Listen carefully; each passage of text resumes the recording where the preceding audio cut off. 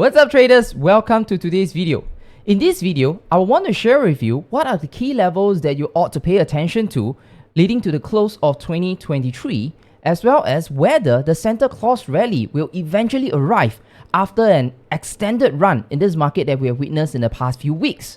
Lastly, I will also share with you some strategic direction that you can focus on with regards to January 2024 so that you can kickstart your new year in a great fashion. I will catch you in today's video. I'm Jay from swimtrading.com. See you there.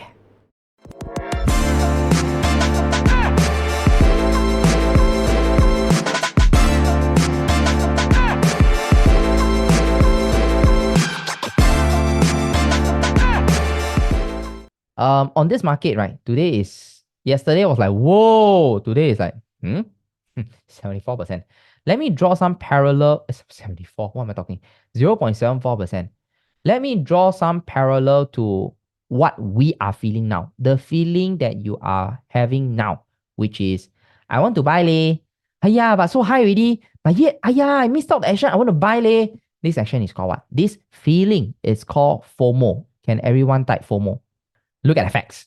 When everyone is FOMO, we look at the facts.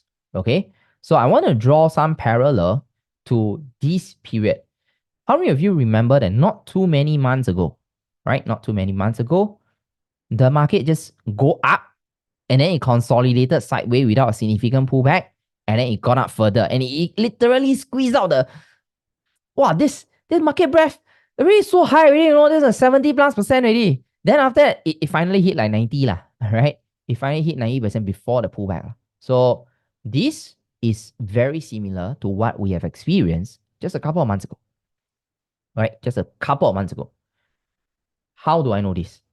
I don't know this for sure, but let me pull up the comparative comparison, what do you call it? Stats. So back then, right, in, where is that? Let me look at ES, right? So back then, ES was, this is late July, right? 20th, late July, 20th to 30th July, right?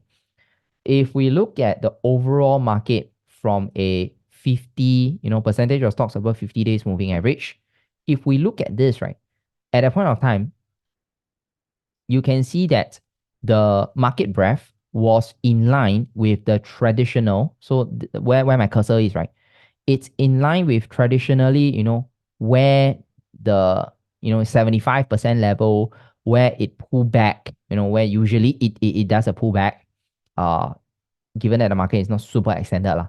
And if you look at S&P 500, right, that same period, okay, late July, I think S&P 500 is a lot more clear cut. If I zoom out enough, you can see that this is much clearer, all right? If I zoom out enough, you can see that roughly it was around that range, 85% to 90%. All right, it's somewhere 85% to 90% that you will see the pullback happening. And at that point of time, July, just not that many months ago, we hit that level. All right, not that many months ago, we hit that level. And currently, we are at that level. We are also there. Then if we look at NASDAQ, given that these two index, right, S&P 500 and NASDAQ, they are the ones that are leading the market for this whole year. 71% of the stocks are lagging 30% of the stocks that is propping up this bull run. So NASDAQ, same thing. At the point of time, late July, it also hit about 90%. So for NASDAQ, it's 90%. If I zoom out enough, you can see very clearly 90%, 90%, 90%. So what does this entail? When it hits 90%, and recently as high as 95, 96%, what does it entail? It means that out of every 100 stocks, 90 of them are already above their 50 days moving average. And this is the reason why, if you go down to the stocks itself, you look at financials like GS, there's nothing for you to buy. Daily chart, nothing for you to buy because it looks like this. If you look at Costco, under discretionary, there's nothing for you to buy. If you look at, what is that? What is that? Boeing. You know, Boeing, there's nothing for you to buy. Why? Because now the market is this extended. So all the big names are already up there. And lately, right, if I were to do a US market comparison from let's say the low was in 30th, 27 October lah. Okay, I pull it over to 27 October. You can see that what is the black color line? What is the black color line? The black color line is RUT. You can see that ever since the recovery, right? Initially, until this so-called recovery, lah, okay, which is late October, until this recovery, before that, it was just the large slash mega, all the big companies that are flying. Your Magnificent Seven, your S&P 500, your Nasdaq, all this, they are market cap weighted, large tech.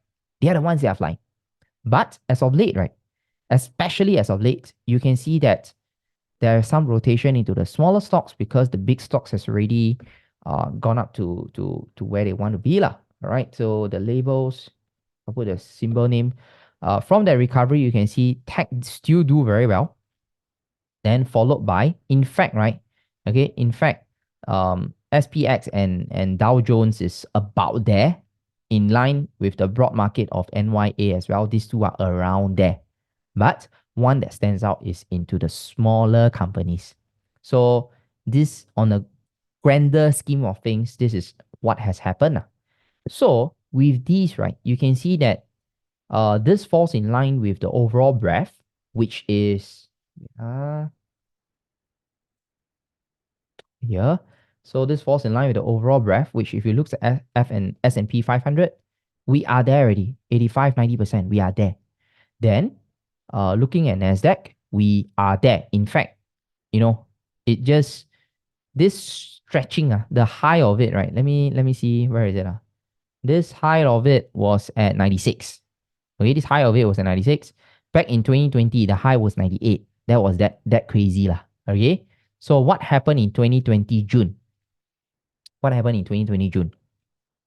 If we look back just not too long ago, 2020, sometime in June, you can see that the market just pushed up further, right? It pushes up further, but after that, it do a pullback. So don't get me wrong. When I am saying, what I'm saying here is for S&P 500, if you're looking at where the chart is going, I am not expecting the impending market crash, like, next year got recession. I know you're scared of recession. I know you are thinking of the federal pivot, the great fat pivot, right? Not that kind of thinking. It doesn't, not yet lah. At least I don't think it comes yet lah. So think about this. If the market is 6 months ahead of the economic cycle, and think about this. Everyone says that there's a recession. Right? Everyone thinks that there's a recession, given that the U curve goes into negative territory, and every time there's an inverted U curve, it's 100% predictor of recession. But if the market is a leading predictor of the market, and the market right now is just rallying, and it is rotating into the small caps for rallying, our emotions will tell us fear. Ayo, recession Ayo, market too high Ayo, the recession coming I scared everything coming down wow, I so can't. But think about this logically, right? Logically, the market as a forward predictor of the economy, the next quarter economy, you think okay? No? I think it's gonna be okay. Personally, I may be wrong. I'm not an economist, but looking at this, people not scared People are still like not scared And this has also brought us one step closer to, where's my S&P? This has brought us one step closer to the high that was made in January 2022, because the high was there. So starting of this year, I don't know some of you who recall this. I think if you sat through the January 2023 MIBS Market Insights Virtual Summit, right, together hosted with Alex. At the starting of the year, I publicly, during the summit, said that I am bullish. How many of you remember that? Can you type me in the chats? Besides Henry, how many of you remember that? I'm bullish from the starting of the year. January, I tell you I'm bullish already. Good. So since starting of January, I'm already bullish. Why? I've already explained why. I'm not going to explain it. I'm going to say it again. And one more thing that I said, so starting of the year, I also said that closer to the end, maybe we will end our year close to, if not, I think we'll break above this previous high. How many of you have some impression of me saying that? Can you type yes in the chats? I said that we will be close, if not, hopefully break above just by a little bit. Exactly. So this year, not bad lah. This year, not bad lah, okay? No, don't anyhow. Anyhow, that was Alex call Alex Ji Xiao one. He anyhow one.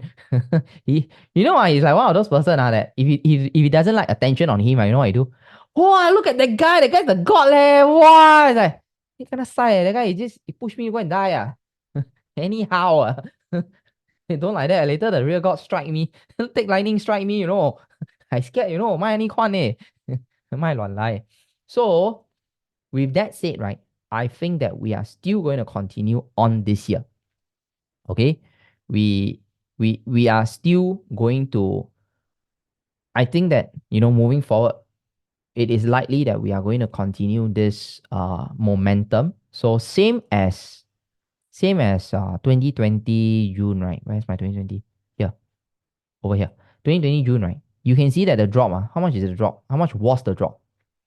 The drop is about 8-9%. Right? At that point of time, from peak to trough, about 8 to 9%. Then it consolidated and then after it rallied. Over here, okay, over here, if it dropped 8 to 9%, if, where is it going to be? Somewhere around there to where S1 is which is higher than 4,350 .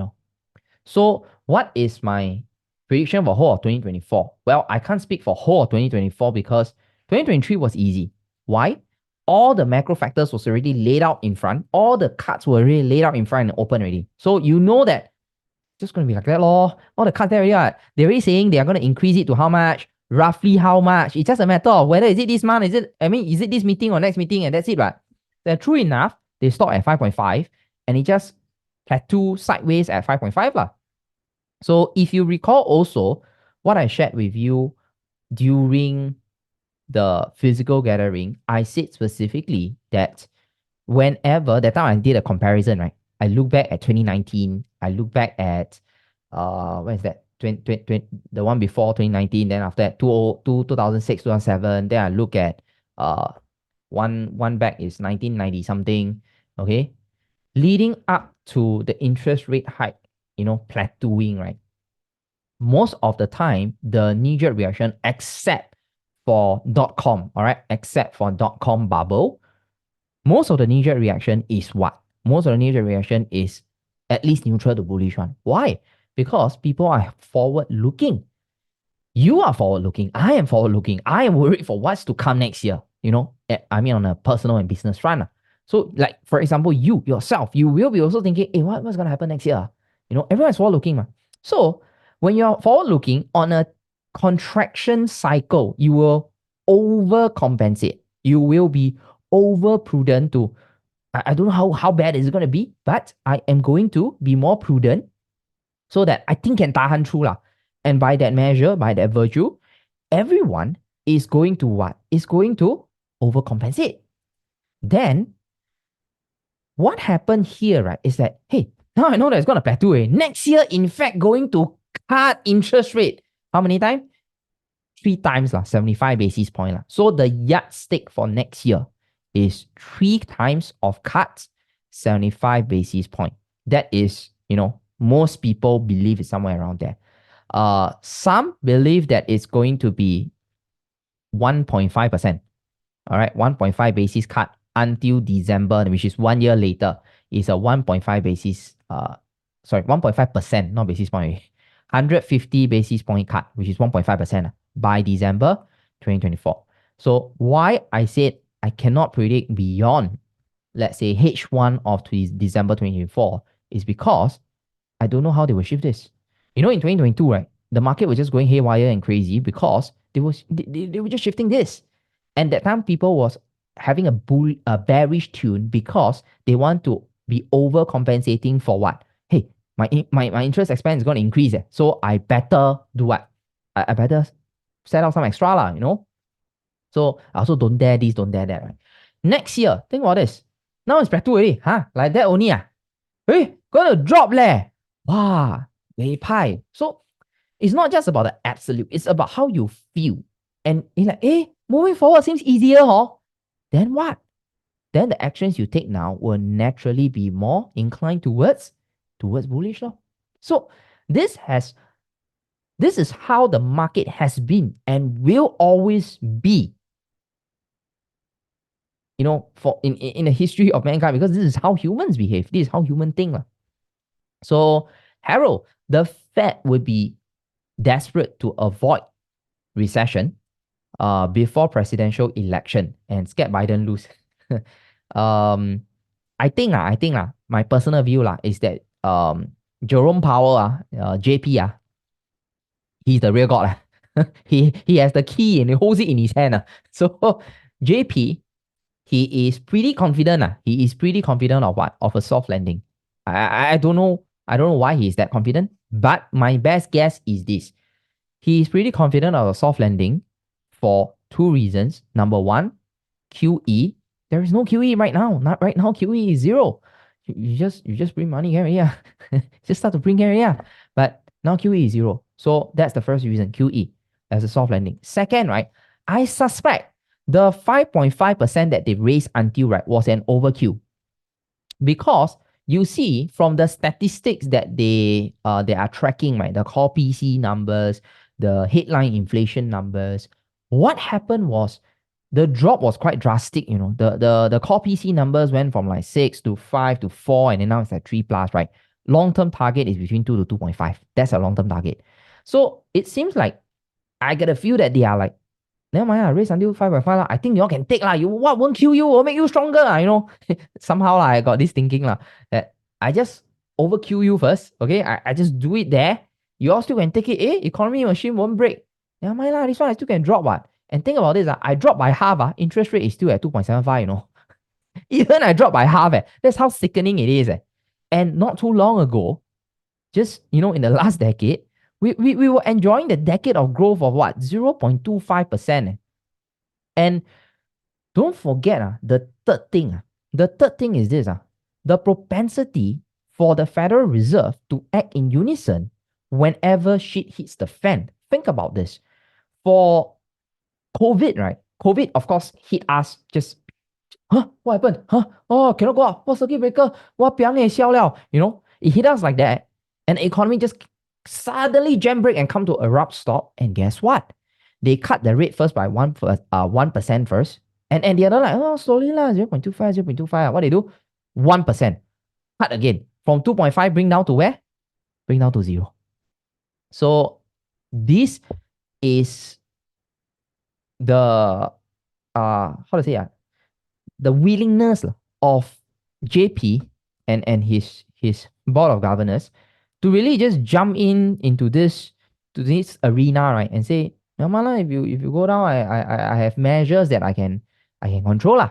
So that's why I am half suspecting that's why he's saying it's a soft landing. All right. And true enough, I think so. So not to JP become president, then problem solved. No, Donald Trump become the president again, problem solved. He's very pro business. He's pro market, in fact. So with this, right? I also want to address some fear hidden within how each and every one of you, some of you feel lah. Okay, like if a recession comes, right, then the market tank wow, the tank will be jialat the tank will be long drawn it will be like a 10 years thing I don't think so lah. Okay, I am not a perma bull. Obviously, I'm a bull. I prefer to be bull. I'm not a perma bull. Why? I'm also not a perma bear. Why? Because these are the arsenal. These are the weapons that are within in the hands of the central bank today, in the Federal Reserve today. 2000. All right, 2000, so-called the lost decade. From 2000 to 2010, 10 years, the market didn't go anywhere. Thank through, then come back, right? The lost decade, what they didn't have.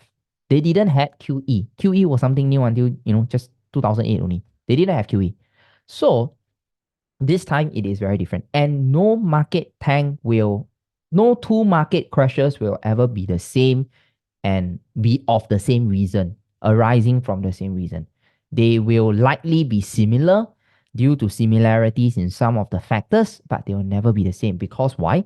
Humans always learn their lesson. Like, for example, not too long ago, some of us are flipping pictures, like literally JPEG, oh, and making a killing out of it, right? Today, your monkey picture also, I mean, it's still worth something lah, but it's a pale shadow of former self, right? So, uh, what my point is, once that craze is over, it's just over lah. We'll find in another form, it will not be the same form. Just like 2020, 2021, which I also called the DeFi boom. DeFi was that thing, was the thing.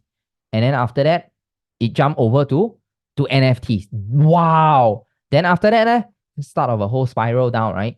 And to think that, hey, the same old things, the DeFi, it's gonna lead us back. The development don't take until where already? He won't go back to that already. Okay. So it's just like those stocks that led during COVID, Zoom.